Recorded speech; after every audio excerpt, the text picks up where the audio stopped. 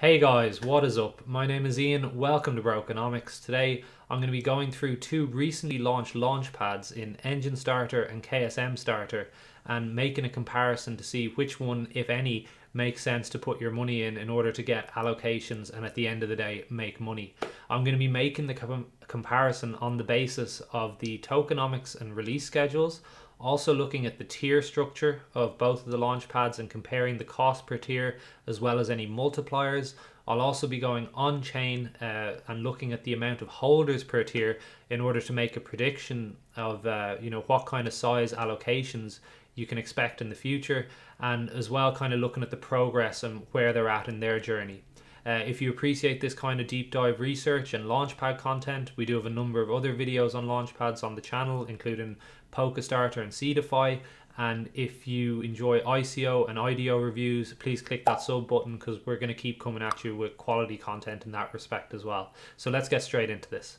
So just to touch on this quickly, because it's not the main focus of this video, but the main point I want to make is if you look across these two charts, you can see some similarities in a similar amount of tokens being sectored off for previous funding rounds. You can see more team tokens in Enjinstarter. You can see more community rewards in Enjinstarter as well. But the point is this: when projects like these launch at very low initial circulating supplies, and even if you're talking about kind of 6-7% of the tokens coming into the market each month from a low base of kind of only a few percent, less than 10% of tokens circulating initially as well, the key is, can they keep the business development, successful projects launching, a decent exchange listing, interest in the project high enough to eat up that excess supply, and also to encourage the early funding round investors to say, oh wait, hang on, I don't need to take my gains here. This project actually is doing a great job and I can put these tokens to work to actually earn me more money via the Launchpad. So that was just the main point I wanted to make on the tokenomics and release schedules, and I'll go on to the market caps now. So if we look at the market valuations, we can see clearly that Enjinstarter at nearly 800 million compared to ksmstarter at 130-ish, is clearly valued far higher.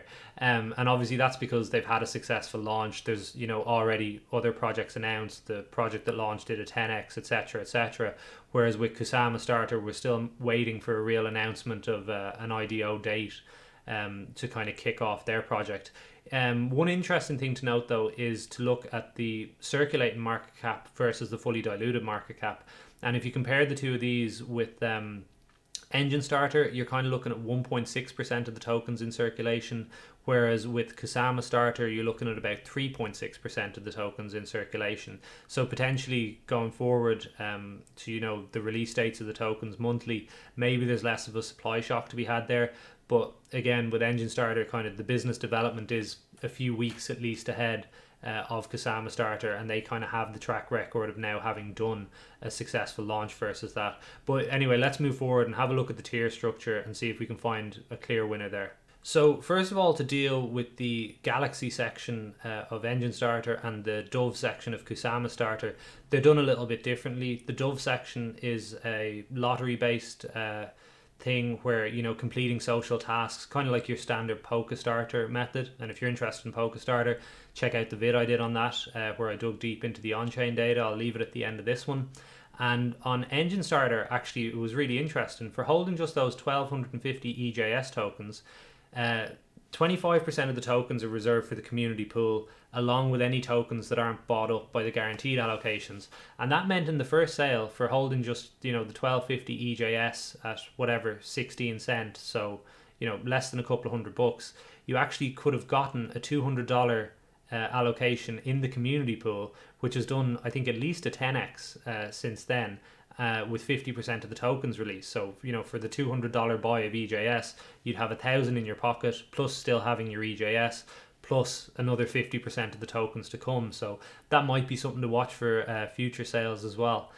In terms of which one is more whale biased, I mean, it's pretty obvious looking at it. So if you take the universe tier of EJS, that's 25k tokens, and the multiverse tier, 500 tokens, you're looking at a multiplier of 1.4. So the value of the 500k tokens is 1.4 the value of, let's say, 20 accounts with 25k tokens. So it's a 1.4x multiplier from the lowest tier to the highest tier.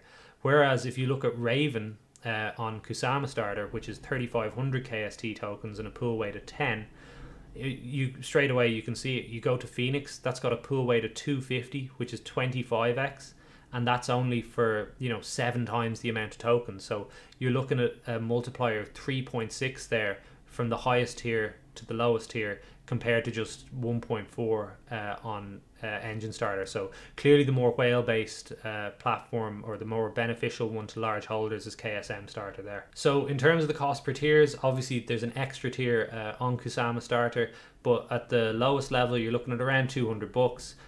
For the lowest guaranteed allocation level, you're looking at kind of 4k plus 7700. And just to say, actually these numbers are a bit higher than now, prices dipped slightly. So 4k versus 7700 on KSM for the lowest guaranteed allocation. Then moving up a level, it's kind of more or less the same at that tier, 16 versus 18k.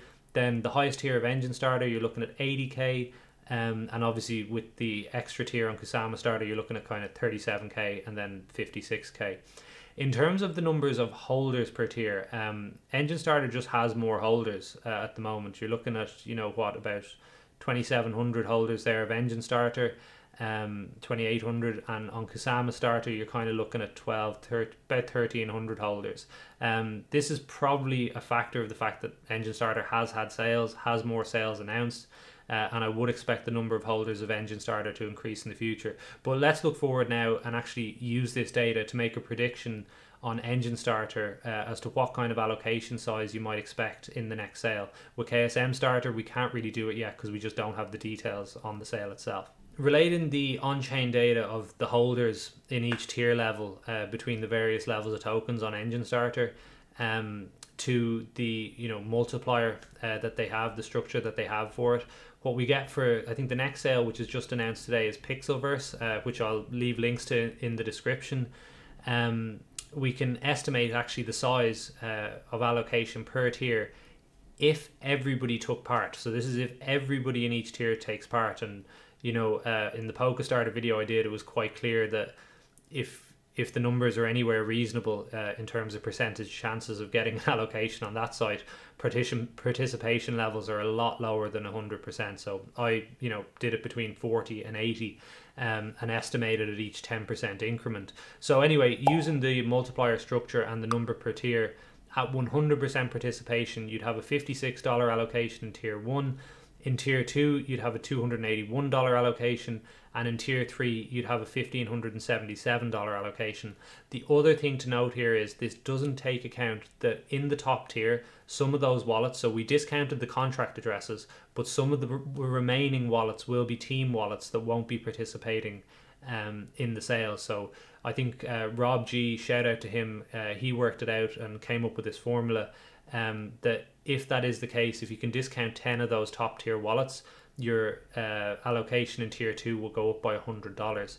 So yeah, shout out to Rob, and really it's what our Telegram community is about, not just us bringing you information and helping out you guys, but really a community vibe of everybody working together. We all only have one set of eyes, and the more sets of eyes we have out there, the more opportunities we can create for ourselves. So yeah, link to our Telegram is in the description as well.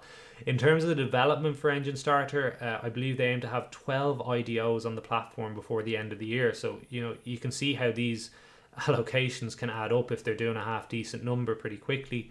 Relating that to ksamastarter, again, they're just not quite at that stage yet. They're just a couple of weeks behind. I did watch an interview with the co-founder. He said they're aiming to have 3 IDOs on ksamastarter before mid-November. So there's promise there, and it's certainly something we'll come back and look at.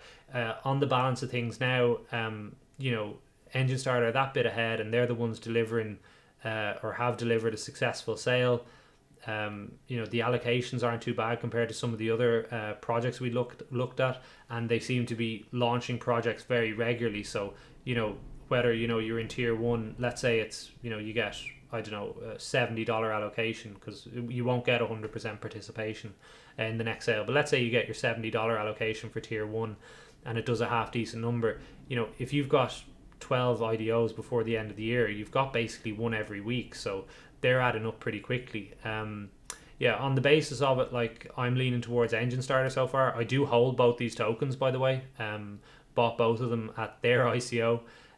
But yeah, that's the way it sits with me at the minute. I think Enjinstarter certainly has the edge between the two of these at the moment. So if you enjoyed the content, please like the video, consider giving us a sub, and any feedback, leave it for us in the comment section. Much appreciated, guys, and I'll catch you soon.